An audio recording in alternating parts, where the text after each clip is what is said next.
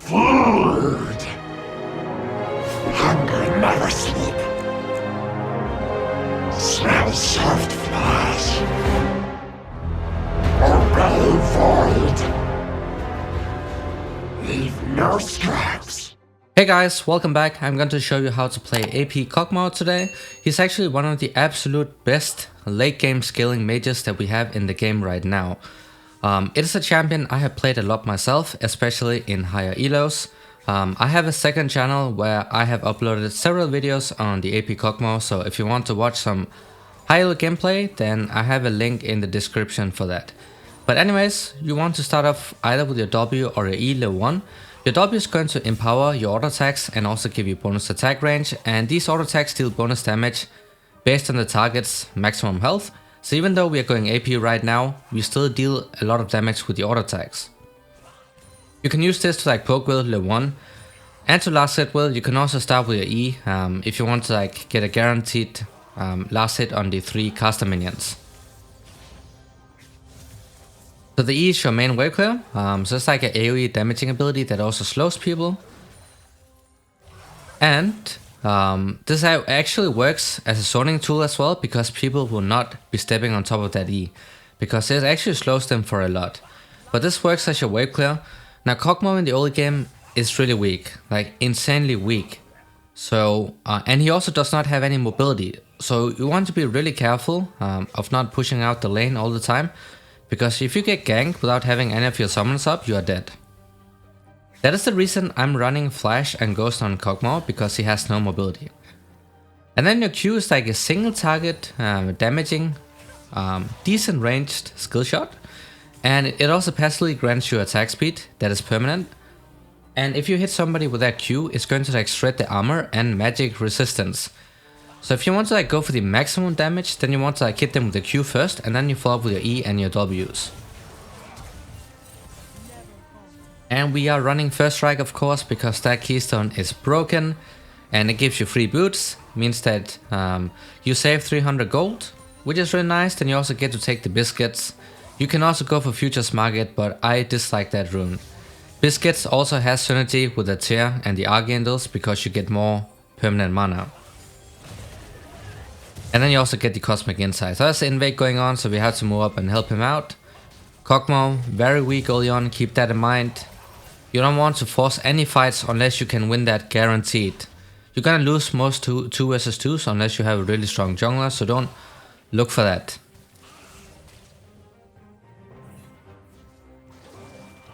So the thing that makes AP Kog'Maw really strong late game is the fact that his ultimate has such a massive range. It does not matter that something like a Veigar who can get unlimited AP, because Kog'Maw just outranges him that hard. So you're gonna one-shot people from a screen away. So Kog'Maw's power spikes are level 11, which is where you get more range on your ultimate, and then level 16 where you get the maximum range on it. So that is what you're playing for. That basic combo on Kog'Maw is E, because it goes through the entire minion wave and also hits the enemy champion, and the damage is not reduced in any way. So E them, and then you hit them with a couple auto attacks with your empowered W, and then just back off. You will not always be able to hit your Q, because that one does get body blocked by the minions. Getting a pretty good base here. Luckily we got a kill from the Lee Sin doing that questionable invade, so that's nice. We have free boots, so we want to wait until we get that. Until that we have to live with the Flash and the Ghost, which should be, or hopefully should be enough to save us if we do get ganked. It's not only good for escaping, but also for running towards the enemy champion when you chase people. So make sure they are within your skill shot range. Just focus on pushing out the waves. That E is starting to deal a decent amount of damage. Now that we have level 6, now we have the wave clear unlocked. So your ultimate, what it does is that it's a decent ranged skill shot that is AoE. Of course dealing damage, and also reveals the target. It is not true sight, but it reveals the target. So if somebody's camping in the bush or something, you can use that ultimate to avoid face checking with. But this ultimate deals bonus damage to targets who are below 40% HP. So as you can see right here, one E and one ultimate is going to clear out the backline minions already from level 6. As long as you make sure to E the backline minions first and then ultimate afterwards, because your ultimate deals a lot of damage to low HP targets. So from level 6 and onwards is why your wave clear comes online. And now we have a Lee Sin coming mid again. But just look at the damage, it's pretty nice, even early on in the game, but it's going to be absolutely ridiculous later on. We want to get the mythic item, we want to get the archangels transformed, and then we want to get another item, and we are online. Even the 2 item power spike is pretty big as well. But the ultimate is pretty easy to dodge because it is a delayed skill shot. But you can see if you use your E first, you slow people, then you can follow up with the ultimate and your Q. But if you want the maximum damage, you have to start the combo off with your Q first. Because it stresses the magic resistance. So your ultimate and your E deals more damage, but most of the time it's going to be a E into a Q and an ultimate. Because that way you slow people, so it's easier to hit the 2 last skill shots. Just try to hit the entire wave with your E, and then one ultimate into the backline minions is going to clear them out every single time. And then wave clearing is all you gotta do at this point in the game, because you just want to constantly push out the wave and farm up and get to your power spike. So the first one is level 11, because that's why you get another point into your ultimate. So already from that point and onwards, you're going to outrange most champions in the game. And it's only going to get a lot better when you get level 16. Also your passive, I'm not really a big fan of that passive. It would be nice if they like reworked it somehow, but what it does is that when you take lethal damage and you're about to die, you go into a zombie form, you get some bonus movement speed, and then you're going to explode. And that explosion is AoE damage and it's also true damage. So sometimes you might be able to pick up kills with that ultimate, but really, I am not a big fan of that.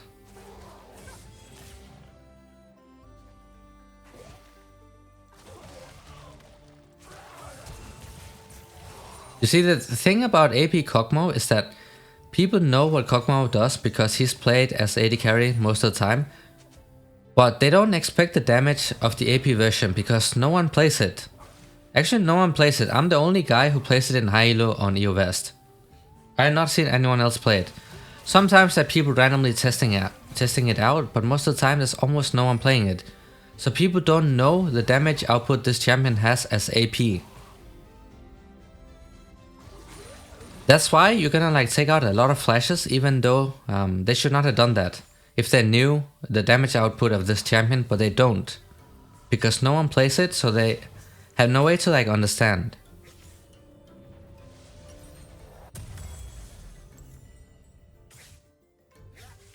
Now I got the Luden's Tempest, that's another big spike. You get some free magic pen, but also you get some mobility and some extra wave clear and some extra poke damage. So a lot of great stats, and I actually think that AP Kog'Maw will be a lot stronger from the next patch and onwards, where they are making or they're nerfing burst damage. Because it just makes it easier for him to stay in lane and scale up. Because if they nerf burst damage, that means that they're nerfing the assassins, and that is what he struggles against.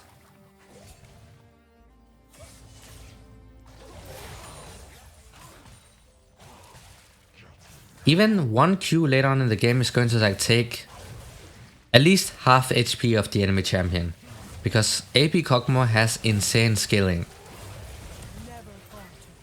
Is that damage crazy or what? That's a Lee Sin coming in hot. Using that E to like zone him away and slow him down. And we got out, but there's a Renata coming in top side, so I cannot move in and help him. I have to take the other way around.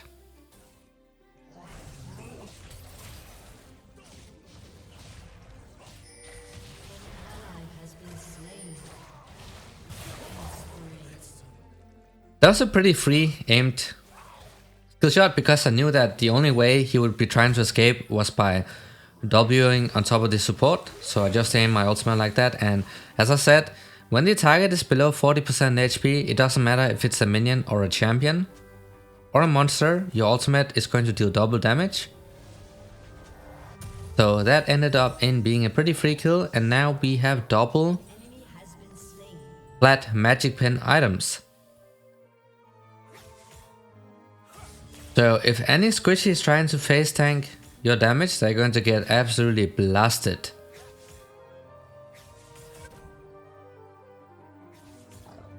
Also, one really important thing you have to know about the ultimate is that it stacks up every single time you use it, because it has a very low cooldown. The damage is not increased when you get stacks. What happens is that it's going to cost more and more mana for every stack you have. So be extremely careful with not spamming this ultimate. You want to keep it at as low stacks as possible, especially early on in the game. Because if it has fully stacks and use the ultimate, then you're going to run out of mana insanely fast.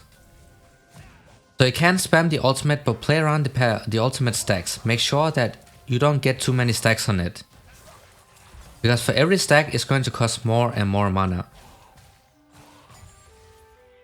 And when your mana pool is pretty low early on in the game, you're going to run out of mana, and if you're out of mana as a mage, then you're going to be absolutely useless.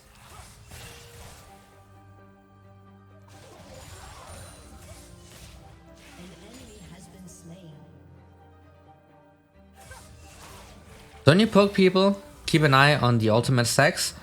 Don't let it stack up too many times. You can use a couple ultimates and then you let the stacks run out, and then you can use it again.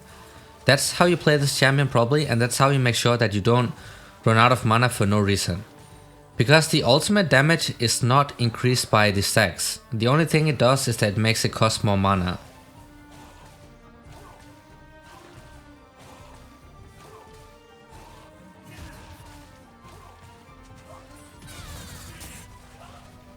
There's some action going on in the top lane. We are just pushing it down so we can get the tower. The first tower of the game is going to give us a lot of gold. That's what we like on AP Kog'Maw. The only thing we worry about when you pick AP Kog'Maw is scaling up, getting enough gold to scale up. So being able to get the first tower, that is crazy. That's a lot of free gold. So we'll take it. Archangels is going to be the next item. You don't want to start with a tier unless you are in a very easy matchup, because it's very risky to do so.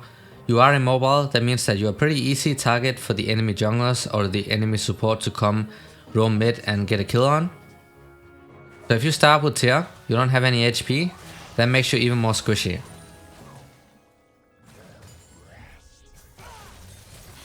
So we got level 11, that's the first big spike I'll tell you guys about, because now you have more range on your ultimate.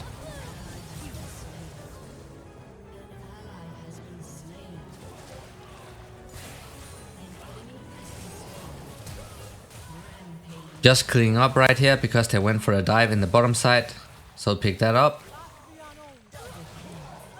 And you can see that ultimate damage is nuts. 40% HP and below, the ultimate is double damage. But you have to be really good at aiming your skill shot as well, because early on in the game when you don't have the Rylas, you don't have any slows besides your E. So if your E is on cooldown and you only have your ultimate up, it's pretty easy to dodge. Because it's like delayed damage.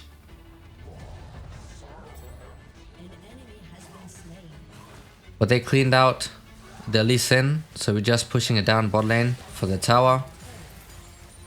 Which means even more gold, and now we're sitting on a lot of gold.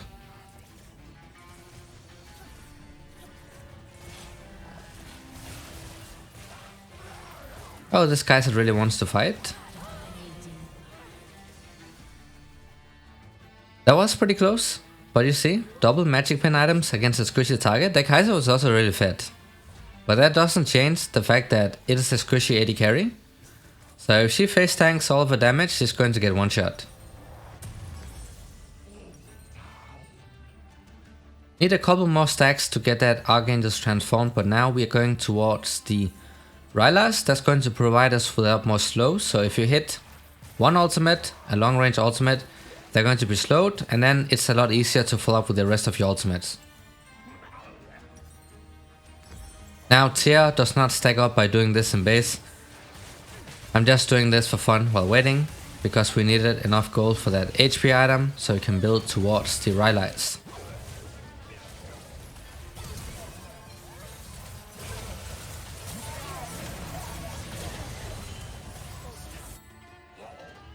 People are ARAMing mid a lot for no reason whatsoever. That's also one thing that makes AP Kog'Maw good, is that he's very good at punishing ARAMs because he has so much AoE damage and is also long range damage. So if people just constantly group mid, you can also do that, but you have the range advantage, so you can like be the first one to poke people down. And there's the Kai'Sa out of nowhere.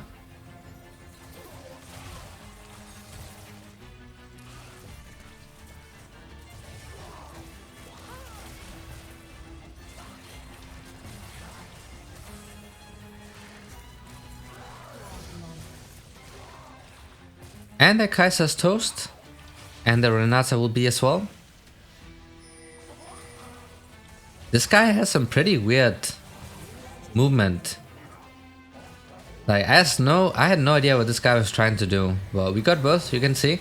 This is why I'm going Flash and Ghost, because then you can kite like this, otherwise I would have died right now. You got either Ghost secondary or you got TP, nothing else. Not Ignite, not Exhaust, not Barrier. It's either Ghost or TP. But now we got the Massive Spike, we got the Rylai's, we got the Luna's Tempest, we got the Sarah's Embrace. It is showtime, now you can just perma group with your team. And you're gonna outrange most champions in the game. One squishy target with a full combo, so like EQ ultimate, they're gone. And even better if you can Q first and then E ult, because that's more damage.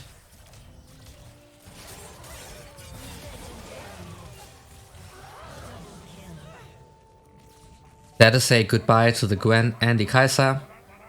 Look at how fun AP Kog'Maw is to play, and it's only going to get even better when you get level 16.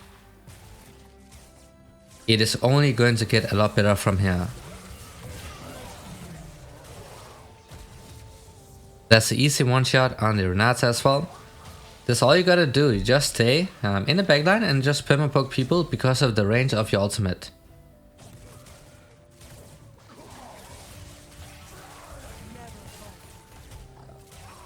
Almost a one shot on the Kama, but that shield ended up saving her.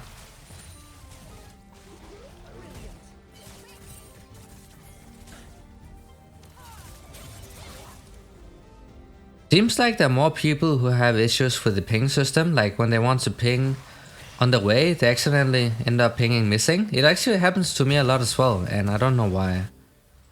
But I saw that it also happened to Zac right now, so I'm not the only one, so it might actually be a bug or something. But stay in the backline and just perma poke. Try to hit as many people as possible with your E and your ultimate, because both of them are AoE. Most of the time I try to snipe somebody in the backline, like the squishy targets. Even better if it is a champion that is immobile, like the Renata, like a Lux, Sarah or something, because they're pretty easy targets.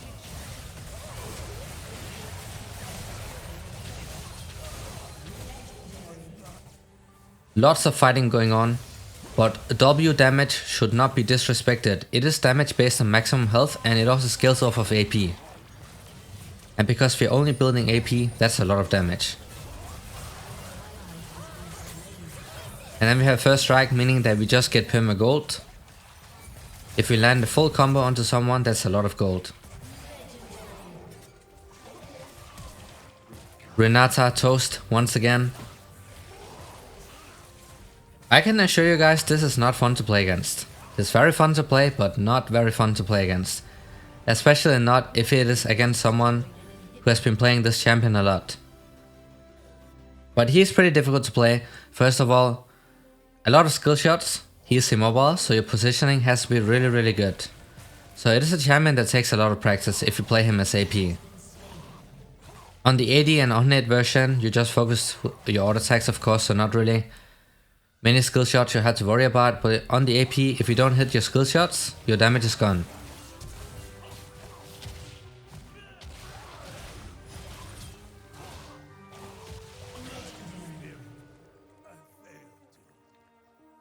Goodbye to Lee Sin as well.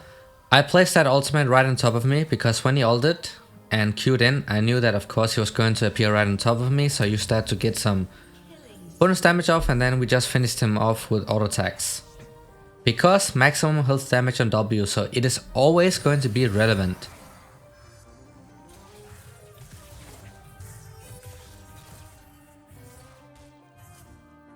We can just hit bot lane. We don't have enough gold for the Rabadons. You can also get this instead of the Rylas.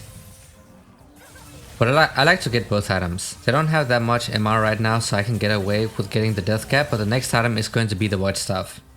For sure. And then we are full built. Unfortunately not level 16 yet. I would love to show level 16 the range of that ultimate, but I think most people know. They just don't know the damage output on the AP version. That's the thing.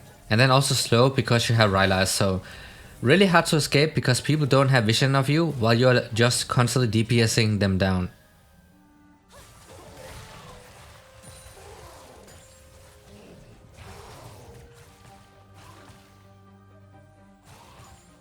We don't have people with us, so we had to watch out. We should probably just back off here. Because the others are doing the objectives, the Baron. And Aatrox is also not here. But I am greedy as usual. That was the Q damage. That was the Q damage, and then just watch the Q damage when you get the death cap. Kai'Sa should be here.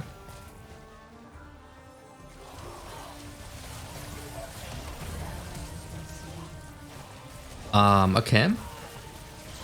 So my dogs just went down while having exhaust and flash up, I think. Otherwise we should have been able to kill them. Yeah, she did have both summoners up. That's a bit unfortunate. First death of the game. But now we have the death cap. And now we just need one more level. And that's where you outscaled pretty much every single champion in the game.